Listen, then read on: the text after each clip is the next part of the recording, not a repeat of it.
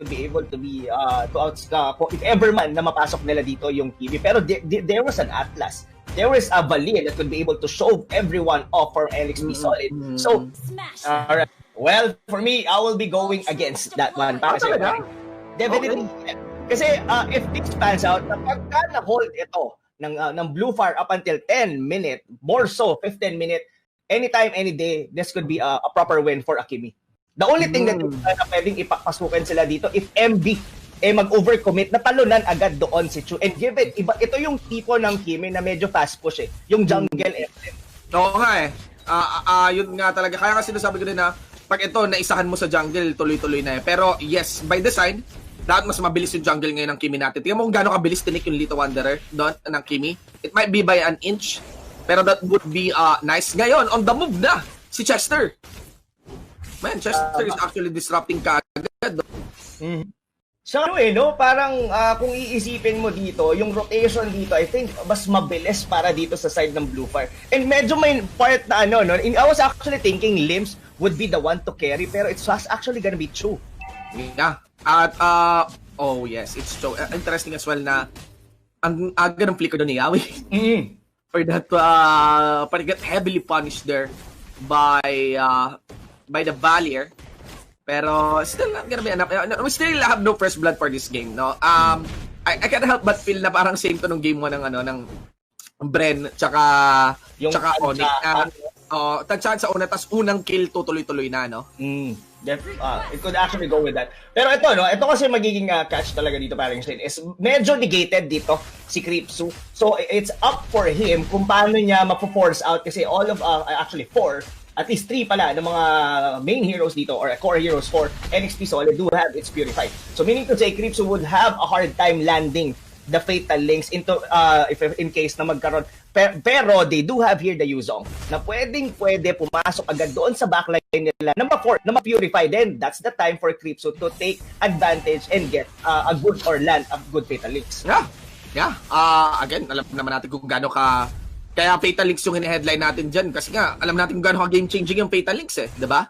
But there we go. Alam din natin kung gaano kaganda ang macro sense dito ni H2.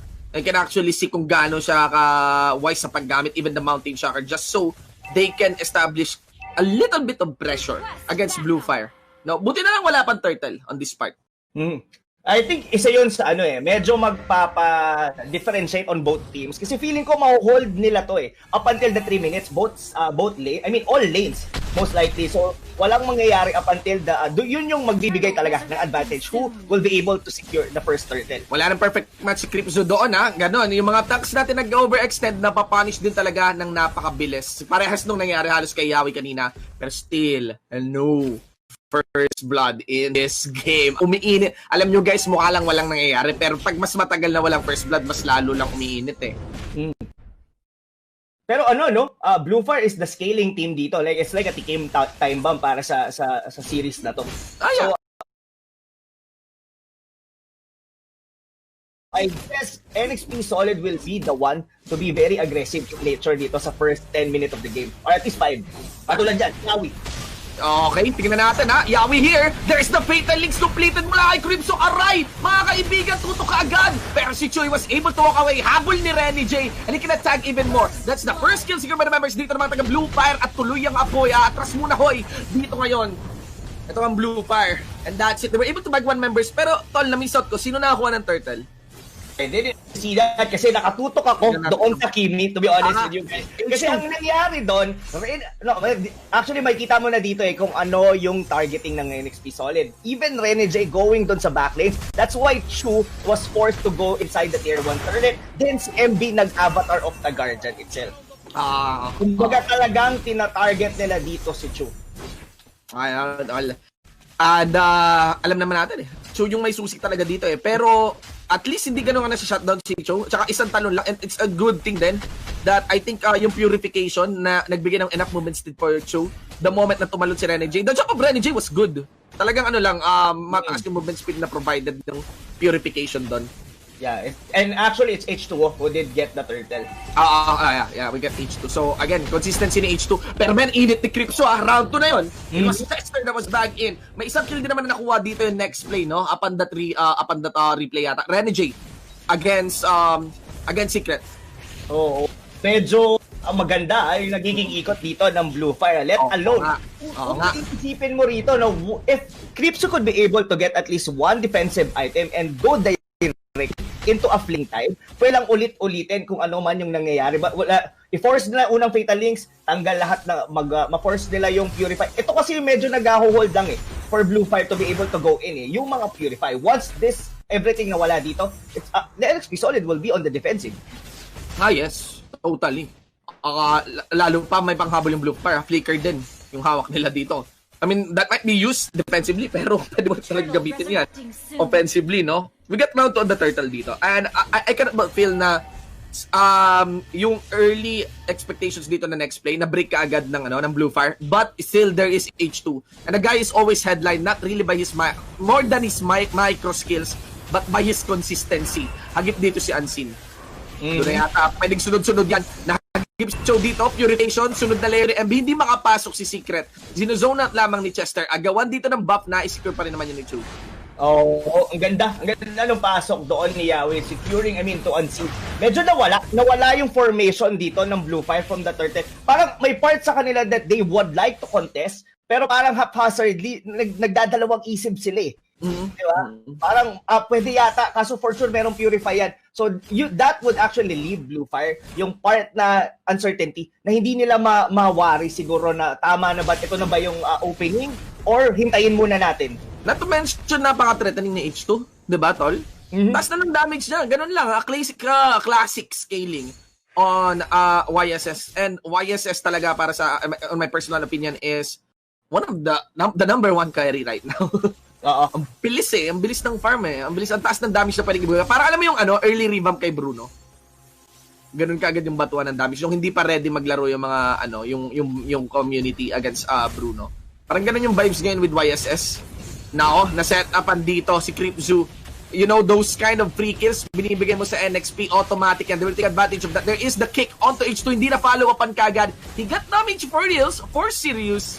Pero not enough to get any execute. Here comes MB, another re-engage by Yawi. No commitment na. And the Mountain Shocker na lang to make this advance of the Blue Fire squad awkward. Had it been na nandun si Cripzu, it would be a different story. Nadali pa dito yung Baller natin. Yun lang. I think dito na nagsisimula mag-mess up ngayon yung Blue Fire. Oo. Nawawala sila dun sa tipong early formation nila. Like their first 5 minutes na nahuhold nila Kaso, habang tumatagal, lumalakas si H2O, the Mountain Shocker, nararamdaman na ng mga squishy heroes dito ng Blue Fire. Like, let alone Unseen. Or even Chu. Yeah. You have to go in with a plan Automatic yan. Dali na rin dito si Lims. Mga kaibigan, ang next play tol has taken good control now of this game. That is a third turtle. They have a gold lead of 3,000. Cripzu has to walk away. Even though with the Fatal Links is using the match defensively because they're not seeing any freedom. At si Yawi uminit na. Hindi na sila pinahinga ngayon ng next play at nagsisimula na ang magbilang patungong pagdurog dito. Itong next play solid. Man, Secret here would have to walk away mula kay MB. Thought they're just cornering as well the Yuzong. Ang bilis maapula ng apoy dito ng next play. Oo. Medyo, dito ngayon magkakaroon ng malaking problema dito yung Blue Fire. Kasi, yes, they have here the Kimi na probably gonna be going for hybrid. Kasi Jungle go for first at least a BOD item or at least Raptor Machete. Kaso nga lang, hindi nila nagawa yung gusto nilang itemization. Technically, hindi na siya nag-go for BOD kasi alam nila that they are already on the back foot. Nagdiretso na kagad siya with the glowing one. Yun lang. Pero nakaisa pa rin naman na napakabilis ng burst dyan because multiple BODs nga gana nabanggit mo. Ang nasa side din naman na ang Blue Fire. And again, Cripzu trying to get the timing in for that Fatal Links. He went for the flicker. Fatal Links burns the purification. H2O. Trace palapit na maalam dito ang malaking buhay ni Cripzu. And follow up by Yawi. Pumuhumpi ang pabalik para matamaan na lang siguro si Lims. So yun na. Libreng Torre na ulit para dito sa next play.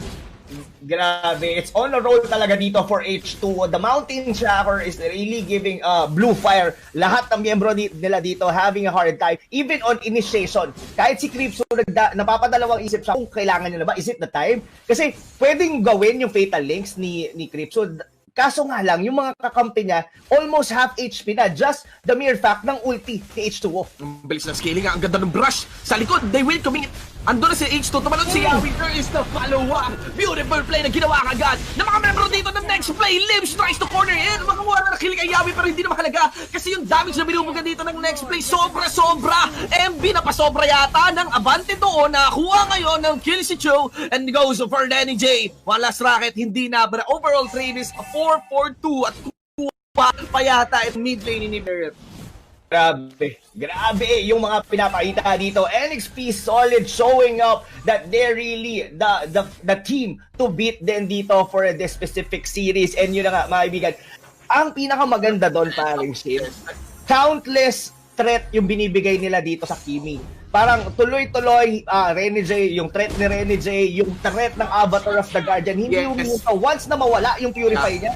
Parang parang sobrang layo na ng range niya sa mga kakampi niya just to be safe and not die. You can only hit so much as a Kimi, no? Sa binabato rin dito Rob ng next play. And man, hindi man nakita dun sa ating highlight fully, pero yung setup ni Chester was really stellar, no? Oh, yung sa may purple brush sa may likod, ang linis, and layered that Kufra with the Loyi, very threatening.